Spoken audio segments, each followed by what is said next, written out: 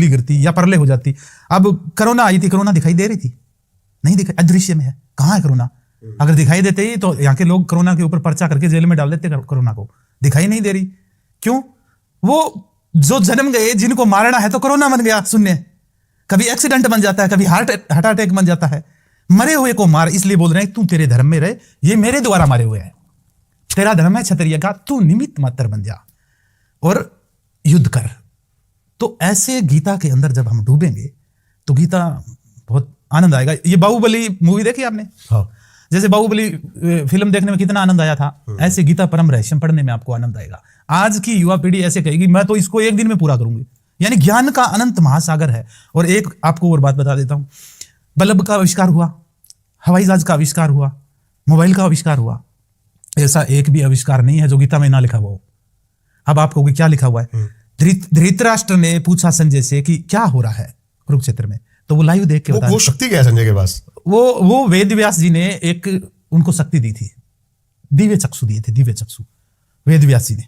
वेद व्यास जी बोले कि धृतराष्ट्र को कि मैं तुम्हें दिव्य चक्षु दे सकता हूं, ये संहार होना है, ये परमात्मा की मर्जी है, होना है, तो क्या तुम लेना चाहोगे? तो वो बोले मैंने जीवन में कभी नहीं देखा, मेरा ये जो दास है संजय इनको दो। तो वो लाइव बता रहा है वहां से। तो आज अमेरिका में व्यक्ति खड़ा है और यहाँ लाइव हम बात करें तो ये रिसर्च कहां से हुई? गीता से। ये विचार कहां से आया? वैज्ञानिक ने सोचा कहां से? गीता से। और अब तक इस शून्य में ऐसी ऐसी शक्तियां और पड़ी है जो अभी तक, बल्ब जैसे हवाई जहाज मोबाइल का आविष्कार हुआ है, हजारों चीजें और पड़ी है जो अभी तक बनी नहीं है। और अगर वैज्ञानिक अगर इस परम गीता परम रहस्य को टेबल पर रख ले और इसको पढ़े तो अब तक जो हजारों चीजें नहीं बनी है उनका भी आविष्कार गीता परम रहस्यम से होगा। ऐसी है गीता परम रहस्यम, अद्भुत अद्भुत है। आपके जीवन में कोई भी दुख आए और आप रैंडमली कहीं से भी गीता को खोल लेना और उंगली रख देना, आप पढ़ना शुरू करना, वहीं आपकी समस्या का आपको हल मिलेगा, समाधान मिलेगा। ऐसा अद्भुत ज्ञान है भगवान श्री कृष्ण का। ये इसलिए इनको विश्व गुरु भी बोला गया। विश्व गुरु, बिल्कुल।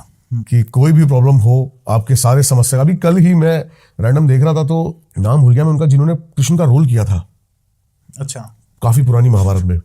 हाँ, वो सन्यासी ऐसा कुछ बन गए। नहीं, सन्यासी नहीं बने, वो दूसरी, वो रैंडम पॉडकास्ट दे रहे हैं, पॉडकास्ट में बता रहे हैं वो कि मैंने 11 साल रोल करा है कृष्ण का।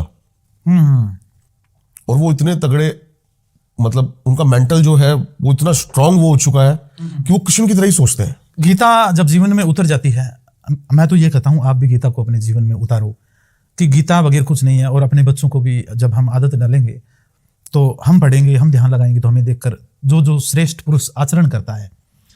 अब देखो इस गीता में एक चीज और निकल के आती है। जब अर्जुन बोलता है कि मैं भाग जाऊंगा, मैं सन्यासी हो जाऊंगा, तो कृष्ण बोलते हैं कि तू साधारण व्यक्ति नहीं है, तू असाधारण व्यक्ति है। तेरे पे तेरे जानकार की भी नहीं, जो तू जिनको नहीं जानता वो तेरे को जानते हैं, उनकी भी निगाहें तेरे पर है। अगर तू भाग गया अपना धर्म छोड़कर क्षत्रिय का, तो वो भी तेरी देखा देखी करेंगे और वो भी जाकर सन्यासी बन जाएंगे। जो श्रेष्ठ पुरुष आचरण करता है वैसा ही देखा देखी दूसरे लोग करते हैं। आप श्रेष्ठ हैं, आपको देखो बहुत सारे लोग सुनते हैं, मानते हैं, तो आपको अपने जीवन में गीता उतारनी चाहिए। और जो श्रेष्ठ पुरुष करेंगे तो उसको देख के परिवार के लोग, बच्चे करना शुरू करेंगे तो बदलाव आएगा। एक छोटा सा बदलाव बहुत बड़ा बदलाव हो सकता है अपने एरिया में, अपने वातावरण में, अपने चारों तरफ। शुरू में चलते हैं अब जहां से हमने पॉडकास्ट स्टार्ट किया था जी। जो खोज थी वो पूरी हो गई है अभी? सत्य की खोज, ईश्वर कहाँ है। देखो बहुत सारे लोग, आप अभी दावे के साथ कह सकते हो परमात्मा है। मैं बोलता हूं परमात्मा की सिवा कुछ है ही नहीं, बाकी तो सब छलाव है, माया है, मन का वहम है और कुछ नहीं है। परमात्मा ही है, उसके सिवा कुछ नहीं है। और देखिए वो कब नजर आएंगे, उसका बोध कब होगा, तो करना चाहते हैं करें, इस पर थोड़ी टीस। बिल्कुल बिल्कुल, मैं चाहता हूं खोज के बारे में बताओ कि खोज कहां तक पहुंची। जहां पर जैसे एक बूंद होती है, अगर वो बूंद कहे कि मैं बूंद रहकर सागर को जानूंगी तो कभी नहीं जान पाएगी। अगर कोई व्यक्ति कहे मैं रहकर परमात्मा को जानूंगा तो कभी नहीं जान पाएगा। जैसे बूंद सागर में गिरती है तो फिर बूंद का कोई अस्तित्व नहीं रहता, उसकी कोई अलग से पहचान नहीं रहती।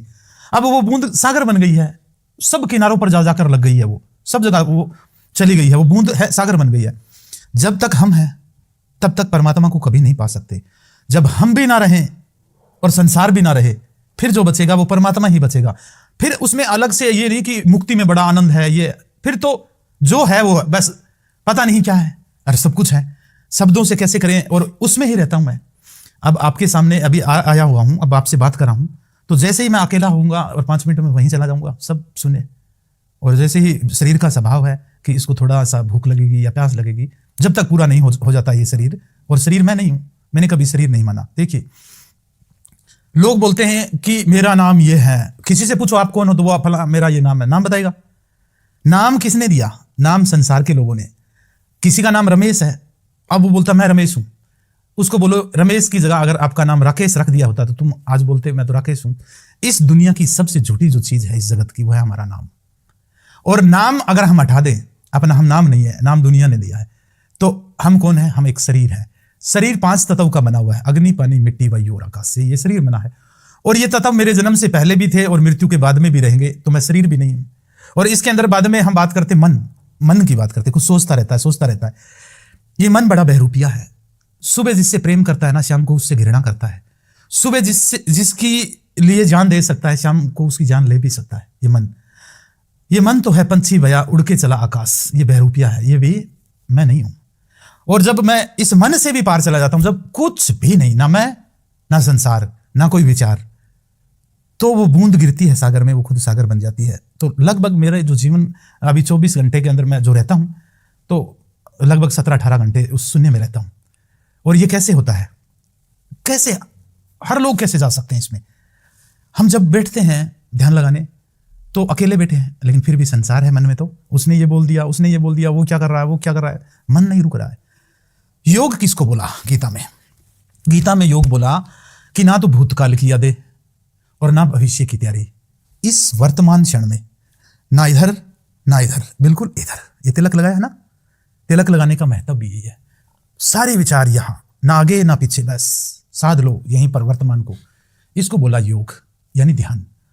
बहुत सारे लोग बोलते हैं कि गीता में तो योग का बड़ा महत्व बताया, तो इलोम विलोम कर लेते हैं। ये तो शरीर का है, कृष्ण मन की बात करें, मन का योग साधो, तो यहां साध लेते हैं। तो जैसे ही हम बैठेंगे तो विचार आएंगे। 3 चीजें होती है इसके अंदर। एक होता है चेतन, मन की बात कर रहा हूं, 3 अवस्था होती है मन की, एक चेतन, एक अचेतन, एक अवचेतन। चेतन में क्या होता है? जैसे हम गाड़ी चलाते हैं तो हम बोलते हैं कि इधर ना लग जाए, इधर ना लग जाए, पीछे भी देखते हैं, आगे भी देखते हैं या नहीं देखते। तो वहां पर हमारा जो मन है वो क्या है? चेतन। अब हम बात करें, क्या शब्द निकला, क्या आपने सुना? यहां पर चेतन है। जैसे गाड़ी चलाते चलाते हम चेतन मन में ऐसे मुड़ती है, ऐसे गेयर बदला जाता है, तो थोड़ी देर में जो विचार है उनको सेव कर रहा है मन। उनको क्या कर रहा है? सेव कर रहा है, अपने पास डाटा इकट्ठा कर रहा है। अब गाड़ी चलानी होगी तो डाटा इकट्ठा कर रखा है ना, अब कुछ नहीं, मोबाइल पर बात कर रहा है, उससे अपने आप चल रही है। वो डाटा एक्सपीरियंस अंदर है, वो उसको बोलते हैं अचेतन। अचेतन से हमारे सारे दिन काम होते रहते हैं। जैसे हम निंद्रा में जाते हैं तो वो अचेतन जो डाटा इकट्ठा हुआ है वो सपने बन जाते हैं, कभी नगरी, कभी औरत, और कभी कुछ ऐसा होता है। और उसके बाद में है अवचेतन। उसमें क्या दबा पड़ा है? पिछले जन्मों की यादें। ये सारे निकलने के बाद में समाधि लगेगी। अब देखिए हमें क्या दिखाई देता है। एक गिलास लेंगे हम, उस गिलास के अंदर एक आइस का टुकड़ा डालेंगे, आइस बर्फ का। तो अगर वो स्टील की गिलास तो है, तो आपको एक हिस्सा नजर आएगा, 9 हिस्से उसमें दबे हुए हैं, वो दिखाई नहीं दे रहे हैं। अगर हम कांच की गिलास में डालते हैं आइस का टुकड़ा, तो 9 हिस्से हमें दिखाई देंगे कि नीचे है पानी में, एक ही दिखाई दे रहा है। हमें जो जितना संसार दिखाई दे रहा है, मैं ऐसा हूं, ये तो सिर्फ एक हिस्सा है मन का। 9 हिस्से दबे पड़े हैं अंदर जन्मों जन्मों के। और जब हम चेतन, अचेतन और अवचेतन के भी विचार निकाल देते हैं, फेंक देते हैं, जैसे जड़ भी हमने निकाल दी, पेड़ नहीं काटा हमने जड़ें भी खोद दी, और फिर कोई विचार नहीं, फिर ना संसार ना आप, फिर शून्य और फिर समाधि। अब आंखें बंद करता हूं तो यहां कुछ नहीं है, शरीर भी नहीं है। तो इसलिए मैं शरीर नहीं हूं, ना मैं नाम हूं, ना मैं मन हूं, मैं शून्य हूं और उसी के अंदर रहता हूं। जीते जी मुक्ति मिल गई। ये शरीर कभी भी चौड़ा छूट जाए, जो है वही रह जाएगा, बूंद सागर में गिर जाएगी, फिर मैं कोई अलग से कुछ नहीं है। और ये चीज मैंने जान ली लगभग 5-6 साल पहले। तब से मेरे को कोई शिकायत भी नहीं है, ना दुनिया से ना मेरे से, कि मैं हूं ही नहीं, संसार है ही नहीं, तो शिकायत क्या करें, बस शून्य है। और जब तक ये शरीर मिल गया है तो पड़ा रहने दो इसको, गर्मी सर्दी भूखा प्यास जो भी है, ना लड़ूंगा ना इच्छा करूंगा।